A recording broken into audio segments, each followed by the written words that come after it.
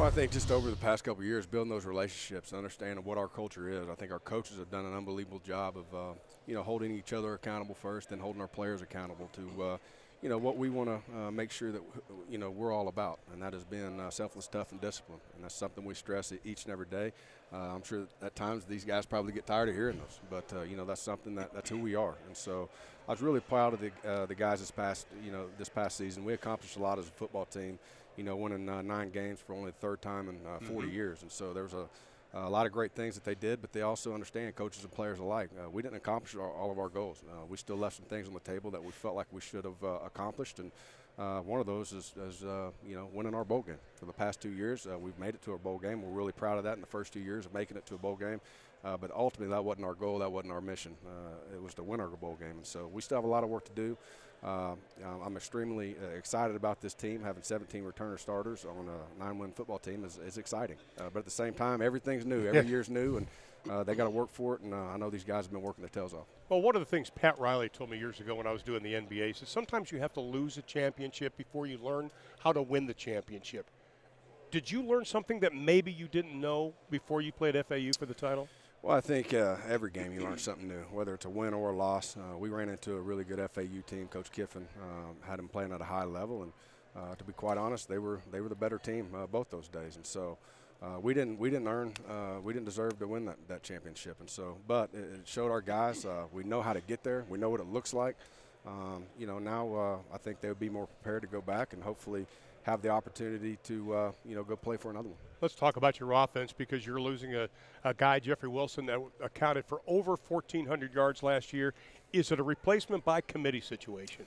It has to be. Losing a guy like Jeffrey, he's an unbelievable running back. He was a great teammate, and really came on this past year and did a lot of things necessary to put him in position to have success. And he was a workhorse, and that's the great thing. Having 17 returner starters, that's what people don't understand. You lose a guy like Jeffrey Wilson who had 1,400 yards. You lose 3 guys on defense that were great leaders that started a lot of football games. You lose one of the best kickers in school history. So we lost a lot, but at the same time, I'm excited about that running back group. And it's going to be by committee, but at the same time, it's not only as a committee, it's as a team. It's the offensive line and the quarterbacks and the receivers stepping up and making sure they all overcome that loss. Offensive line, because one of the problems I think you may have had last year are sacks. How have you addressed that this season?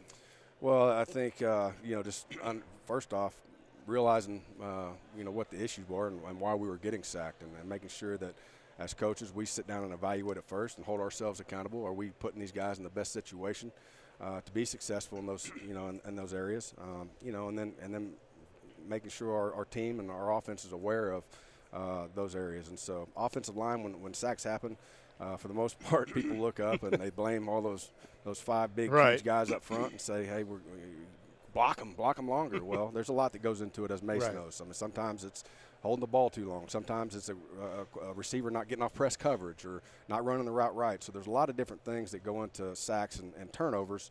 But it's really a team effort, and we just have to get much better in that area as a team. We're going to talk about defense in just a minute, but I want to touch base now with Mason.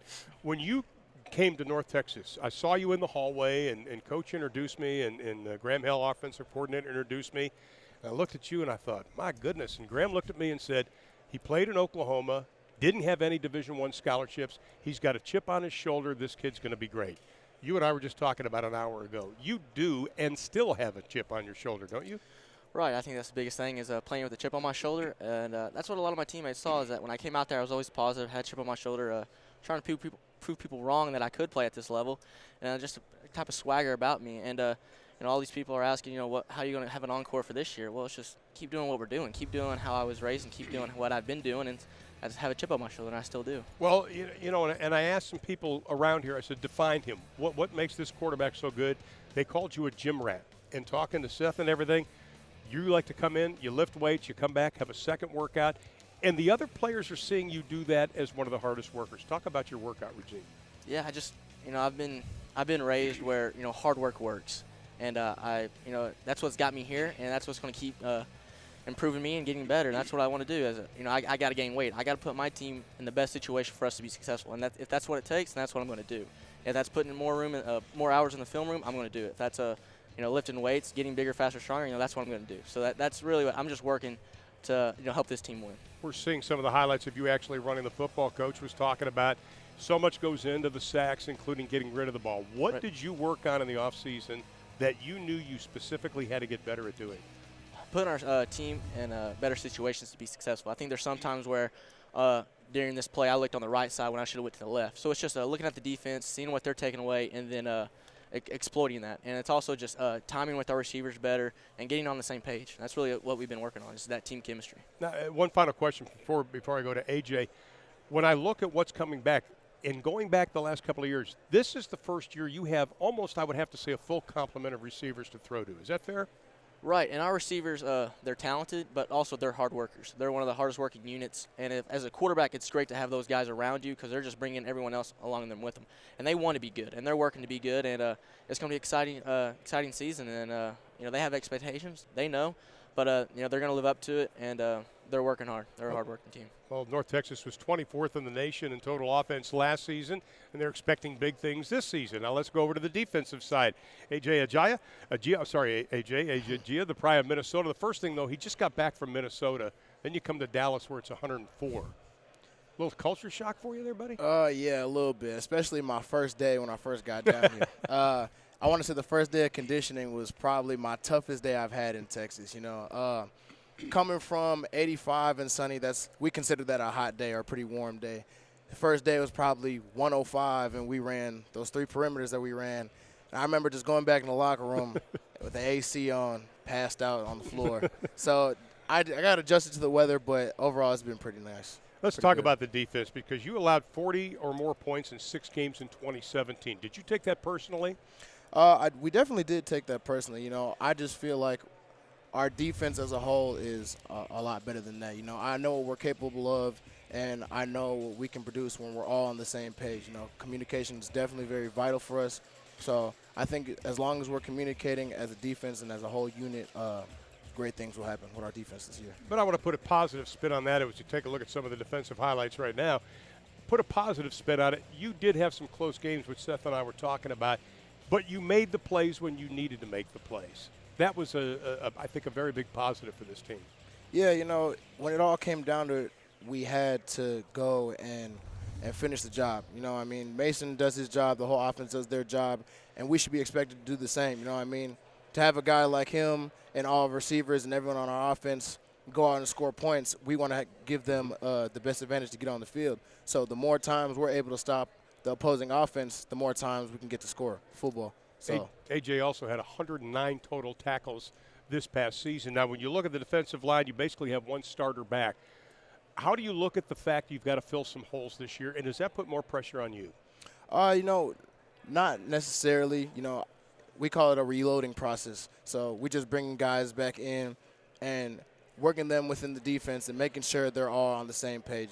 I don't like to – the guys we had last season were definitely some great guys, but I feel – that these guys this year are an even better group, and just see the same success as they will have this year. So I just feel like that'll be one of our top positions that we'll need. So let's talk to the coach about defense. The biggest place you're going to have to show improvement this year on defense?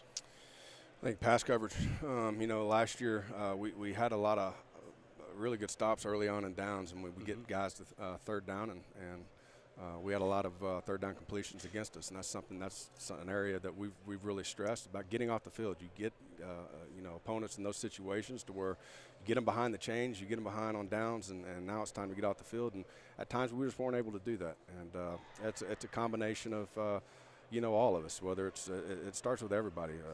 Up front, your D-line getting a better pass rush, linebackers hitting the blitzes harder, making sure that they're on time and rhythm and doing what you're coached to do. Same with the secondary. Just trust your technique and do the things necessary to get off the field. Coach Reffett does a great job. I'm really excited about him. This past year, it was a tougher year, and it was a challenge. I shouldn't say tough. I don't like that word. It was a challenge. Having for the first time in spring ball, having to coach 2 coaches that just got on board as well, and 2 out of the 4, and you go through spring coaching them, and then get through the summer, and then at the fall, it takes time to get on the same page. Offensively, this is our 3rd year altogether, and so. But they've done a great job this spring. They really they hit it running. I thought our defense really improved this past spring. The competition was great. I think we're starting to gain a lot more depth at some of those positions that needed to be, and I'm really excited about that group, and really excited about all three, areas of all three phases of the game, and I think we have an opportunity to do some special things. We just got to make sure that we come in and focus and make sure we build that same team chemistry that we've had here in the past, and so it should be an exciting year if that's the case. Is the secondary going to be the strength because you've got 4 starters coming back? Well, see, every year is different. You never know until you kind of get through the season. I would love to. I have high expectations for that group, but I have high expectations for all those groups and all those units, and so I am really excited about that unit. I think there's some guys that have had some quality playing time, and kind of year 2, year 3 in our system. Guys are going to have to step up, and we're going to have to make plays. Best of luck, guys. BJ, good seeing you again. Go out and enjoy the weather, okay? Will do. Mason, good seeing you again. Always great to see how you guys have really stepped up this season. Coach, you. always a Appreciate pleasure, my friend.